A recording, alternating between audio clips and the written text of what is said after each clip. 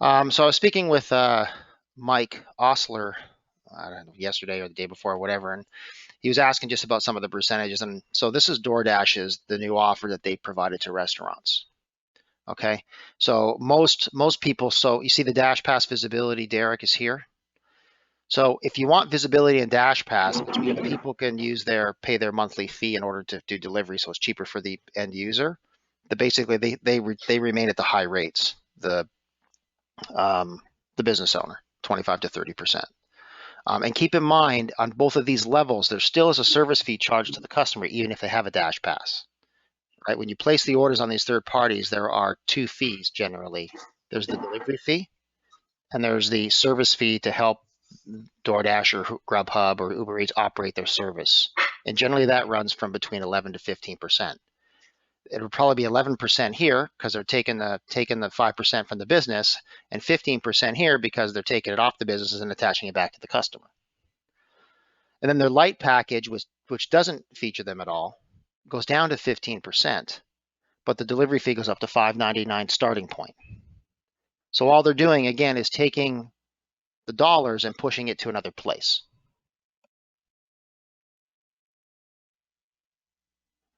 So if you look at, and even if you look at the equations we have for our, our profit model here, I'll grow this for you guys. Even if the commission level did go down to 15%, right? And say they only subsidized, and they subsidized $3, which means it's cheaper than DoorDash because $7.99 goes to $4.99. They still make more money on a $25 order. The numbers are so big that it goes green almost in every single case.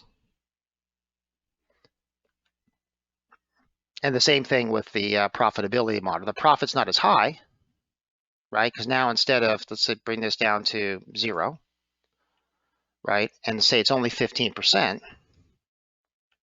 and let's say it's only 50 orders, right? They're still paying $300 more a month, even if they're at the and their customers are paying the higher delivery fees and they're paying the service fees. So in all cases, they're going to do better. It's just a question of how much better and how much they want to get the customers off that conditioning that's happened over the past 2 to 3 years, which is they go to a third party to order. So you can be fairly nimble with these customers. You can be you don't even have to be aggressive. You can walk up and say, I have a call after this call with one such customer that he's one of those ones that says, well, I'm upping my prices by 30%, so it doesn't cost me anything. That's a loser argument, right? And I will call it that. Because what you're saying is you're increasing the cost to your customers. So now you could be making even more money. So increase the prices by 30% on the Snaptown platform as well, right? And then you're going to be making even more money falling from the sky because it's a bigger number. So they're not thinking correctly, and you have to walk them through. So I would generally just use 15%. You're probably really smart. You're one of the smartest business owners I've ever met. You probably negotiated the best rate because you look like a really good negotiator. Let's say you're at 15%. And he knows in his head he's at 30. And just do the math. Because it's going to get, he's going to say, wow, if this was 30, it would be $600 here. They can do the math. 2 times a number equals a number that's 2 times as big, right? Hopefully. Not the tortoise and pizza guy, but anybody else could do that math. So, anyway, so that's how you have the tools, I think, to try to navigate those discussions. You don't have to, with the aggressive rates of the third parties in order to win the argument. It's a very easy argument to win. You don't have to be too aggressive. And I think you have the tools to do it. Does that make sense, Mike Osler? So you just have to find out where they sit. Yes, indeed. Thank you, sir.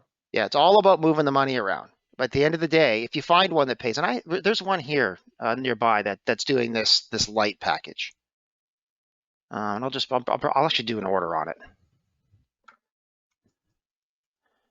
Just bear with me 1 second. So Premier, Basic, and Light package is from DoorDash? That's the new DoorDash packages, yes. So what they're trying to do is they're justifying their higher packages through these additional offers they're providing. They're marketing on their platform and the Dash Pass eligibility. They're using new gimmicks to keep the percentage high. Oh, we're gonna, because like we have DoorDash people that are paying 30, 35 to 40% here because they said, we'll market your business and put you on the first page. Just the same way SEO does it, right? That's why, you know, when I go to DoorDash here locally, you see Chick-fil-A, Original Mills, and La Fiesta, right? They're all paying more money, right? They're not local favorites. They're local restaurants that are paying an extra 5%. So let me just go to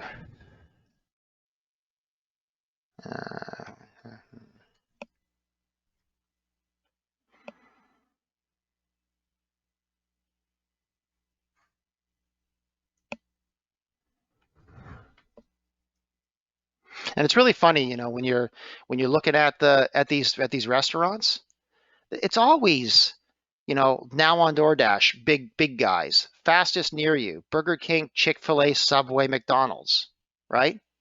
They're not promoting the small. You guys don't go after Burger King, Chick-fil-A, McDonald's, and Subway, right? You're and Taco Express, which is a chain. You go after smaller guys. So where's the small restaurant? Taco Bell, Wendy's, Del Taco, Panera Bread, Denny's. You know, it's crazy. You're going down to, you know, you're onto the second page before you see anybody that's small. So I'd say marketing, that's baloney, malarkey. I'm gonna go to Panera Bread. So Panera Bread, it's free delivery to me because I've never used DoorDash because I refuse to use it, right? So let's go here. Panera Bread sits very, very close to where I live, like literally across, like probably a 3-wood from where I live. So let's just order a pizza. Order 3 of them just to get the $30. And this may have changed. I don't know because I haven't done this in a little while, but I'm gonna go check out. Yeah, I'll do that. I have to sign in.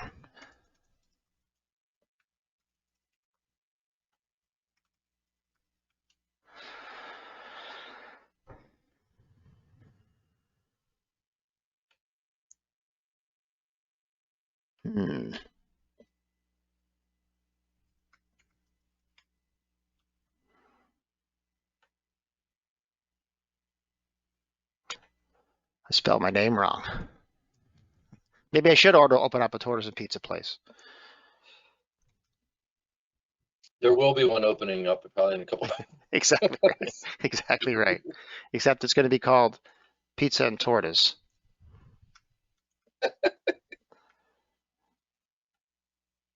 Oh, this is ridiculous.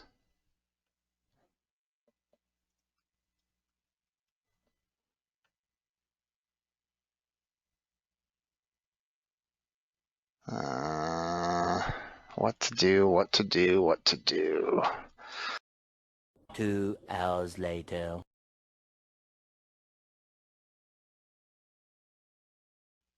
Okay, so on this side, I'm going to grow this window up for you guys. So this is where Panera is, and this is where my house is.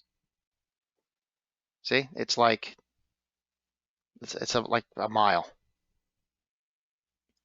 I can't hit a 3 with a mile. So, but A little more than a 3 would. Huh? Like You haven't seen me golf, man. Don't start making. There's no Canadian exchange rate in golf. Just saying. That's a shit. You're in the wrong business if you could hit a 3-wood. I want to use your clubs. Exactly. So if I look here, so looking here at the delivery for this $30 order, right? Forget the discount of $3. That's because it's my first order, right? So I'm going to get that. That just cuts off the delivery fee. But look at the delivery fee, what it normally is, right?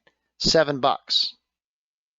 And it's real close. So it's almost the same as what we're starting at.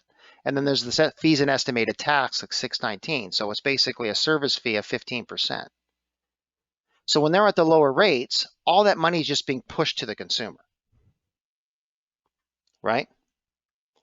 And we actually help in that situation because we're not charging 15%.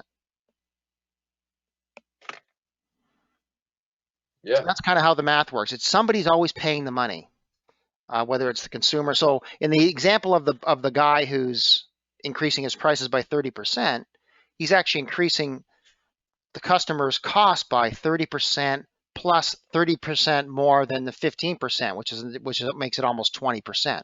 19.5% is what the net cost will be over at restaurant prices to the consumer. So that's 50% increase in the order, and we've done that math on it in the sheets that I'd sent out, the worksheets, right? But when you see it, it's really significant, really significant. So that's kind of how these systems work. Randy, I apologize. The $6.99 delivery fee that is crossed out, are they charging the customer? No, are they delivering the fee for free No. other than their 15%? I've never ordered from DoorDash, so it's my first order ever. I'm a new customer, so they waive delivery fee for new customers first time. Oh, okay, I get it. Normally, if I had ever ordered from them, this would say $6.99. Starting at $6.99. If I was farther away, it would go to $7.99, $8.99, the usual. It goes up too on their platform. But they're showing this just because it's my first order, and the discounts because it's my first order as well. So you're not going to see these numbers normally. But because I haven't ordered, that's why it's higher. That's why it's there. So you would add $6.99 to this number. You would add the fees, would still go. You would remove this because this is a first-time discount too. If it's a discount that's offered by the business, then they would just take this discount and apply it as a negative on the business's payment report as an adjustment. Those adjustments are discounts. So if you offer a discount on DoorDash, the business just pays for it. So at the end of the day, DoorDash always gets the same amount of money. It's just a question of who's paying it.